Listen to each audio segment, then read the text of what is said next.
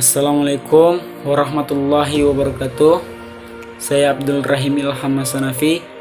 Saya kuliah di Institut Agama Islam Negeri Sultan Amai Gorontalo, Fakultas Ilmu Tarbiyah dan Keguruan, jurusan Pendidikan Agama Islam semester 1. Dalam video ini saya akan meresensi sebuah buku untuk memenuhi tugas dari Bapak Salman Alade selaku dosen pengampu.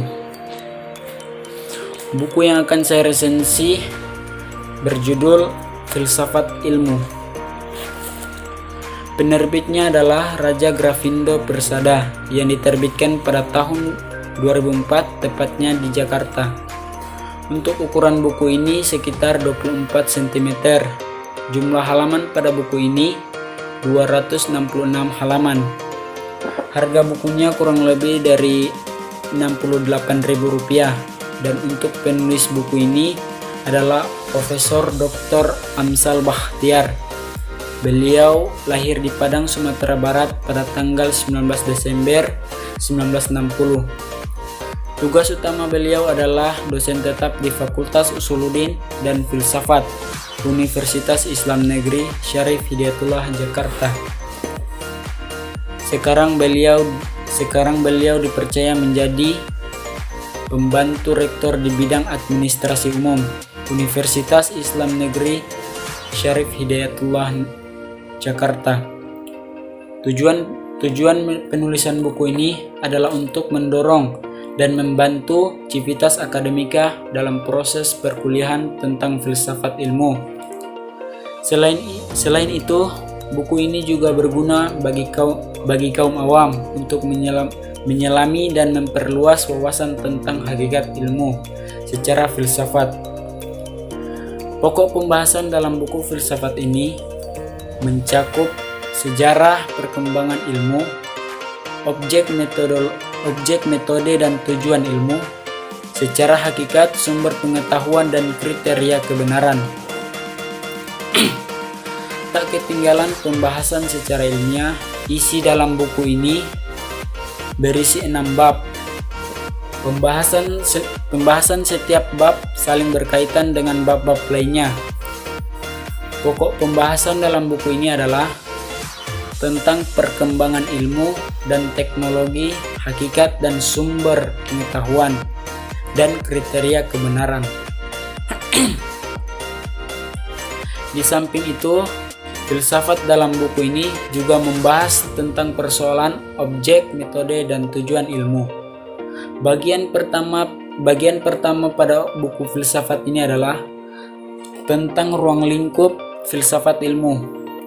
Dalam buku ini tertulis bahwa filsafat ilmu adalah dua kata yang saling terpisah tetapi saling berkaitan.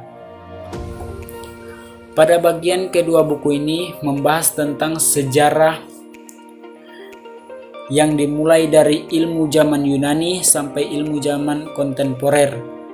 Yang pada bagian ini dijelaskan sejarah perkembangan ilmu yang dimulai sejak peristiwa Fitnah Al-Kubra, kemajuan mencapai puncaknya di zaman pemerintahan dinasti Umayyah dan dinasti Abbasiyah. Namun kejayaan Islam berakhir dan runtuh dikarenakan kemunduran Iqbal yang disebabkan diterimanya faham Yunani. Bagian ketiga dalam buku ini menjelaskan tentang pengetahuan dan ukuran kebenaran.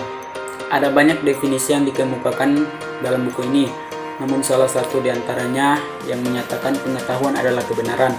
Secara teori, hakikat pengetahuan dapat diperoleh melalui dua pandangan, yaitu pandangan realisme dan pandangan idealisme. Bagian keempat pada buku ini membahas tentang dasar-dasar ilmu, yang dibagi menjadi 3 bagian, yaitu ontologi, epistemologi, dan aksiologi. Secara ontologi adalah ilmu yang mempelajari tentang hakikat yang ada, baik jasmani ataupun rohani. Secara epistemologi adalah cabang filsafat yang berurusan dengan hakikat dan ilmu pengetahuan, pengadaian, dasar-dasarnya, serta pertanggungjawaban atas pengetahuan yang dimilikinya. Pengetahuan yang diperoleh manusia melalui akal, indera, dan lain-lain. Aksiologi dalam buku ini dapat dimanfaatkan dengan adanya kekeliruan dalam epistemologi. Aksiologi mempunyai banyak definisi, salah satu diantaranya moral conduct, estetik, expression, dan socio-political life. Bagian kelima dalam buku ini membahas tentang sarana ilmiah, bahasa, matematika, dan statistik, serta logika, merupakan sarana untuk pengembangan ilmu pengetahuan. Dan bagian terakhir di dalam buku ini adalah tentang tantangan masa depan ilmu yang terbagi menjadi dua bagian. Yang pertama adalah kemajuan ilmu dan krisis kemanusiaan. Kemajuan ilmu dan teknologi yang bermula bertujuan untuk mempermudah pekerjaan manusia, tetapi kenyataannya teknologi malah menimbulkan keresahan dan ketakutan baru bagi kehidupan manusia. Persoalan berikutnya adalah krisis kemanusiaan yang terjadi akibat dari kecenderungan ideologi dan gagasan yang tidak utuh. Bagian kedua adalah agama, ilmu dan masa depan manusia. Agama dan ilmu dalam beberapa hal berbeda, namun pada sisi tertentu memiliki kesamaan. Agama lebih mengedepankan moralitas dan menjaga tradisi yang sudah mapan. Untuk kelebihan yang terdapat dalam buku yang berjudul Filsafat Ilmu yang ditulis oleh Dr. Andes Amsal Bahtiar MA telah ditulis dengan runtut, sehingganya pembaca dapat memahami dengan jelas apa yang terdapat dalam buku tersebut. Untuk kekurangannya di dalam buku ini yaitu kurangnya gambar yang membuat pembaca kurang tertarik. Jika ada gambar di dalam buku ini seperti gambar foto para filsuf, mungkin akan lebih menarik lagi. Mungkin ini dari saya. Assalamualaikum warahmatullahi wabarakatuh.